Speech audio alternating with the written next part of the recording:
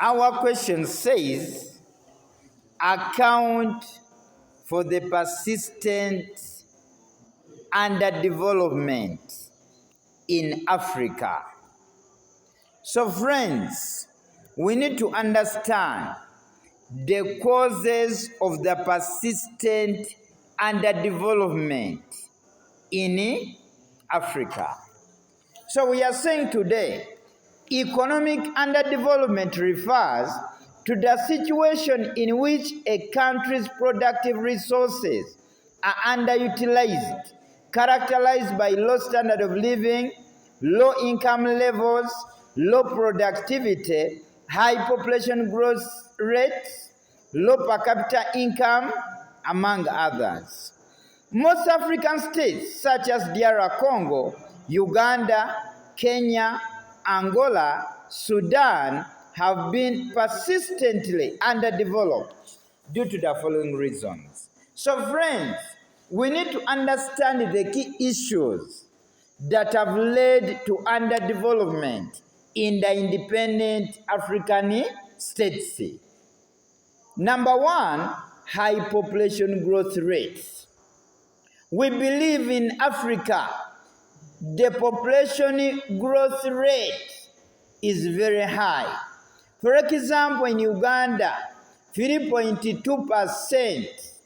This means the population is increasing, but the resources are not what? Increasing. So this has led to underdevelopment in the independent African states. Because as the population tended to increase and the resources are not increasing, this has led to underdevelopment in Africa. Another one, we are saying poor developed social infrastructure, especially roads. We believe that the social infrastructures like roads are underdeveloped. The farmers who would want to transport their products from villages to towns tend to find difficulties. And this has led to underdevelopment in Africa, where sometimes the farmers waste a lot of time in the road, which leads to underdevelopment. Then, persistent political instability. For example, rebel activities. In countries like Uganda, Sudan, the rebels have led to underdevelopment, where serious businessmen cannot invest in a country where wars are rising up every time, because they fear to lose their what? Investments. And in turn, this has led to underdevelopment. Another one, limited entrepreneur skills. I.e., most people are reluctant to undertake new things. We are like saying today, most people in Africa are reluctant to undertake a new what?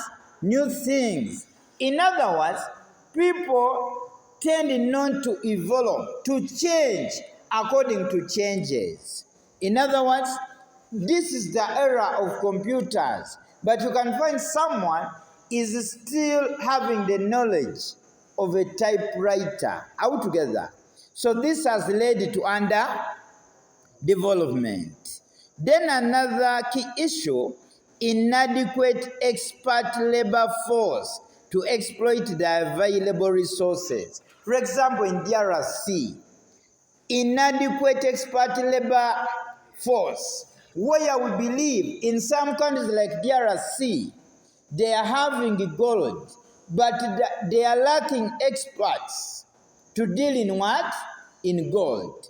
This has led to underdevelopment, because even sometimes most experts are got from outside what? Countries. And this has led to underdevelopment in Africa. Then frequent occurrence of natural hazards like longer drought, floods, and earthquakes. We are like saying frequent occurrence of natural hazards like a longer drought. We believe by this time Problems like longer droughts, floods have affected development in Africa, where people may have carried out some developmental ventures, but because of the floods, the things are destroyed. And in turn, this has led to underdevelopment in Africa. Then persistent corruption and economic mismanagement. For example, in Uganda, corruption. A report was made in Uganda that every year 500 billions are stolen. This has led to underdevelopment. Money that would have been used to build roads, industries, are taken up by a few individuals. And in turn, this has led to underdevelopment. Then, price instabilities, stroke or inflation. We believe by this time, some serious businessmen may buy things to sell, but the changes in prices, like inflation, has led to underdevelopment in where? In Africa. I can say some people may want to invest in some things, but the changes in the prices can limit their investments. For example, in countries like Zimbabwe, at one time there was inflation where a person needed a wheelbarrow full of money to buy a matchbox. I can tell you that was more than hyperinflation. So this has also led to underdevelopment. In countries like Uganda 2022, we are realizing that there is inflation in issues concerning about fuel, and this has affected the what? The economy. So friends, we need to understand the key issues that have led to persistent economic underdevelopment in the independent African states. Another key issue, brain drain, where experts tend to move from Africa to outside countries looking for greener pastures altogether. By this time, someone is an expert, is an engineer, but he sees that in Uganda they don't pay well. This person may decide to move from Uganda to other what? To other countries. And this has led to persistent economic underdevelopment because the experts who could build the economy tend to move from Africa to other what? To other countries. And this has led to underdevelopment. Then, profit repatriation by multinational companies. We are seeing profit repatriation by multinational companies. Multinational companies like a Coca-Cola tend to do what you call profit repatriation. They may make so many profits in our economy, but they tend to take the profits in other countries. The profits that would have been used to boost our economy are instead taken outside to boost the economies of other countries. And this has led to underdevelopment. Then we are saying colonial exploitation of African states during the European colonial era. We believe by this time colonial exploitation, where the colonialists took productive resources from Africa, like cotton, gold, diamond, and this has led to underdevelopment because our resources were taken by the colonialists. Another key issue, we are saying unfavorable investment climate characterized by high taxes. When there are so many high taxes, serious businessmen cannot invest in a country where there are so many high taxes. Instead, they are going to take their businesses in other countries, and this has led to development because of the unfavorable investment climate. Then poor political leadership. For example, in Somalia, where Somalia has not been stable since 1991, I can tell you. This has led to underdevelopment. When a country is not politically stable, serious investors cannot put money in that particular country. And this has also led to underdevelopment. Changes rising up. Another key aspect, heavy debt burden due to over-reliance on foreign resources like loans. Because of foreign resources, you realize that our economies, we have so many debts to pay altogether. For example, in Uganda today, we are saying our budget is currently 48 trillions, but our loan currently is standing at 72 trillions. It means that we have challenges. Yes. So this makes us believe that this has led to under development. Instead of building our economy, we are busy paying back the debts. So in this kind of arrangement, this has led to underdevelopment in Africa. Then, over-reliance on subsistence production.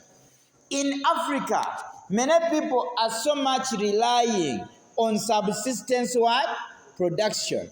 Subsistence production means that we rely so much on production just to produce for eating. We don't produce for great business.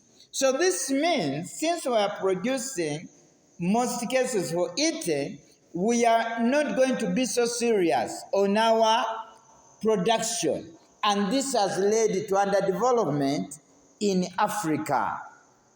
So friends, you need to understand the key issues that have led to underdevelopment in where? In Africa. Then we are saying poor terms of trade, where the imports are larger than the exports. This means the economy cannot grow altogether.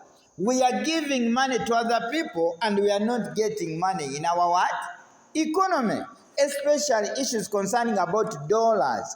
And this has led to underdevelopment. Then we are saying high marginal propensity to consume. In Africa, people tend to consume so much more than to save. This has led to underdevelopment because people cannot invest what they don't have. You first save and then you do what? You invest it. But in our economies, people tend to have what you call high propensity to consume than to do what? Than to save. And this has led to underdevelopment in Africa. Then, the negative effects of shocks in the world economy. For example, sharp increase in petroleum product prices.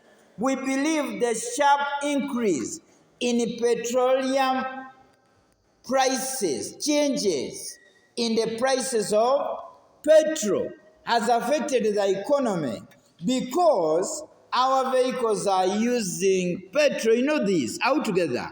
So this affects the economy. Transport, moving from one area to another.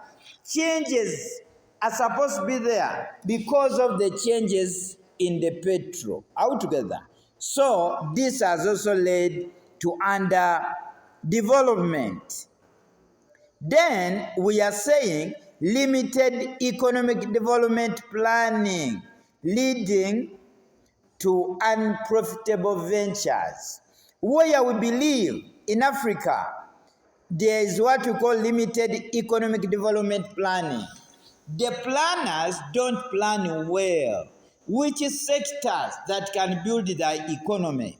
At a situation where we need issues like technology, issues like industries, in Africa, we so much depend on what? Agriculture. That cannot boost the economy. So friends, we need to understand the key issues that have led to persistent economic underdevelopment in the independent African states.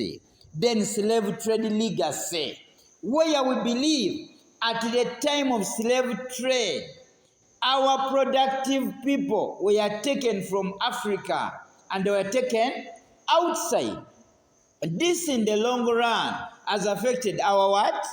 Economy, because Africa lost productive citizens as a result of slave what? Trade legacy. Even in the time of slave trade, the colonials used the slaves to transport great resources from Africa: cotton, gold, diamond, and this has affected Africa up to now. Another one, limited strategic raw materials and resources such as minerals.